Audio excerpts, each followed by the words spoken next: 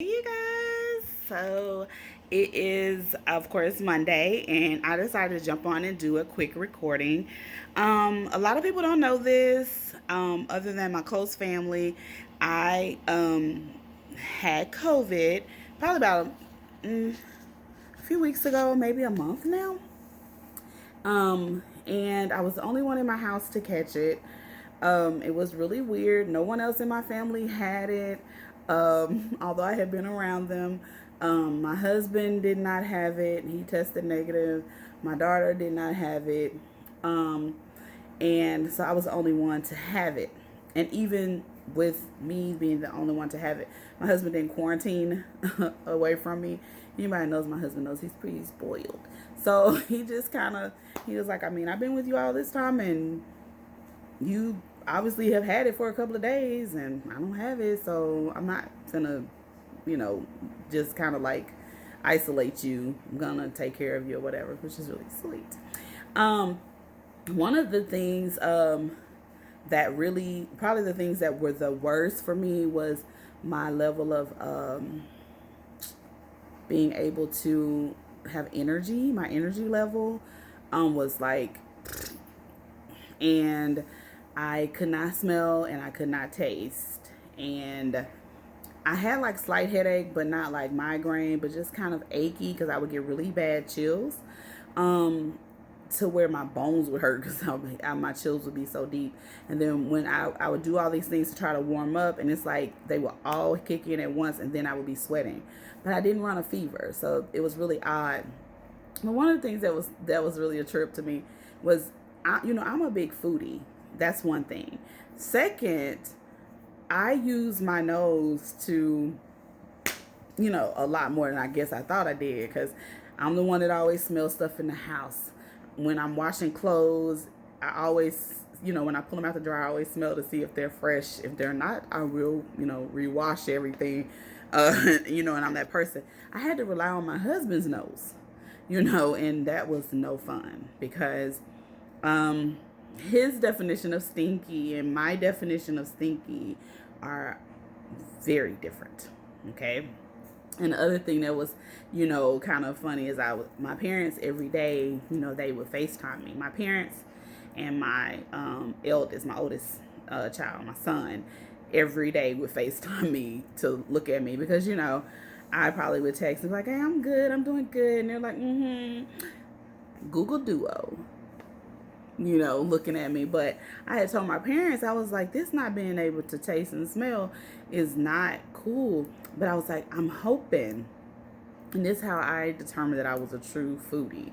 I was like, I'm hoping that since my taste is gone, that when I get my taste back, that my palate is reset and everything tastes so delicious. And they were like, okay, baby, yeah, maybe that's what'll happen. And it did. I mean, it's like when I got my taste back, everything was so good. Because for that, that week or so, um, I didn't even pick food. I was eating because I knew I had to, and I knew that my family wouldn't let me get away with not eating. Um, but I was just letting my husband pick whatever he wanted to eat because I couldn't taste anything, and I didn't really have a taste for anything, and it was kind of like a force thing because I was just pumping full of liquids, and everybody was, people that are close to me were just really good. It was like everybody was dropping off stuff in the driveway or at the door. My dad came and dropped off, the things that him and my mom, said I need. Because I was giving them a list, but I was like, I don't know why I'm giving you guys a list. You're going to do whatever you want to do anyway. So just bring me whatever you think I need and I will use it. And my dad bought this Mucinex, and I swear, I was like, was this prescription strength, sir?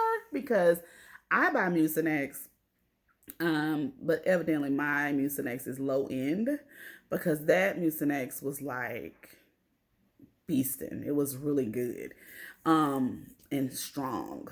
And so I did a lot of, sleeping. I would wait till nighttime to take that so I could sleep good. I could not, I don't sleep on my back. But I didn't have a lot of the respiratory, um, stuff that people have. A lot of times, with the nose, I didn't have a cough, but I was concerned because I know that COVID is respiratory. So I ended up getting a humidifier, just to directly, so that if I did have something in my chest that could break it up and I could get it up and out, which it did once I started doing that, because I was just really concerned about that, because I would wake up in the morning with my nose, basically not my nose, but my throat closed. It was like weird. It's like for that first hour or two, I would tell my mom, do not call me in the morning because you're going to freak out because I can't talk, and the swelling would go down after a couple of hours and I could kind of sound, normal sick and not take her to the emergency room sick. Um, and so I used that to break up the congestion because I didn't want to, get pneumonia. Lots of fluids, was really, really good.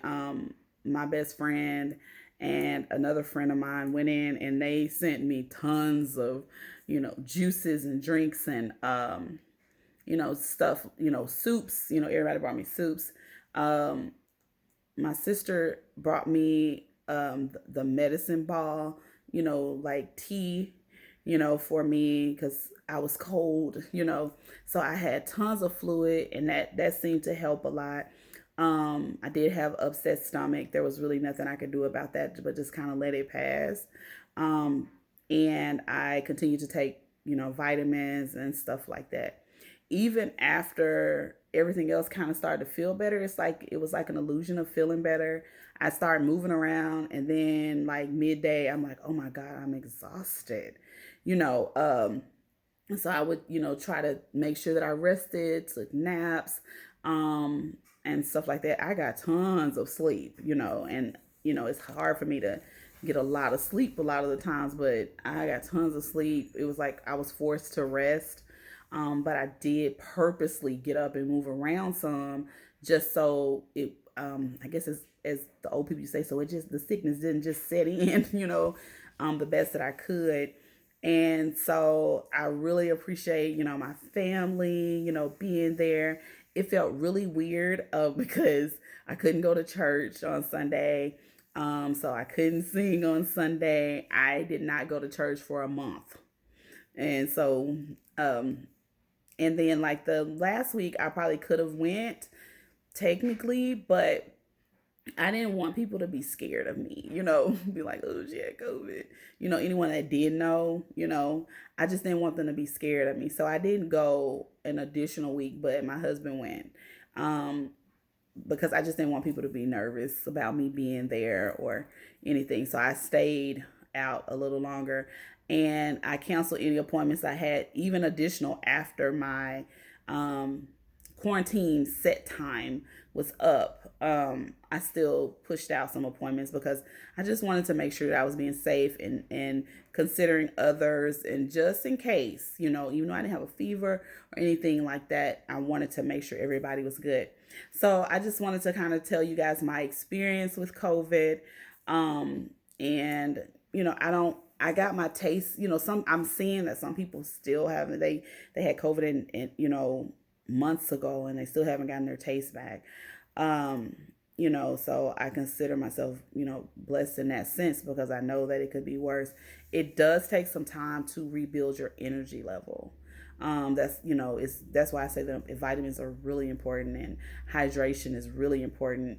Um, Even if you're not, your stomach's not sick or you're not, feeling like you're sweating it out or anything, that you still need to make sure that you drink lots of fluids during that time and move around. Don't, if you can, just get up out of bed and move around some. Especially with it being a respiratory type of thing, try to break up anything that you have in your chest. Get it up, get it out. Sleep on your side or your stomach. Don't sleep on your back. Those sort of things. But I just want to tell you guys my experience and, just, thank God that I'm okay. And thank God for, my family and my friends being so good about sending me stuff and checking on me and, just loving on me the best way that they could during that time. But that's my Monday update, you guys. And I hope that everybody is starting off their week great and blessed. Have a good one.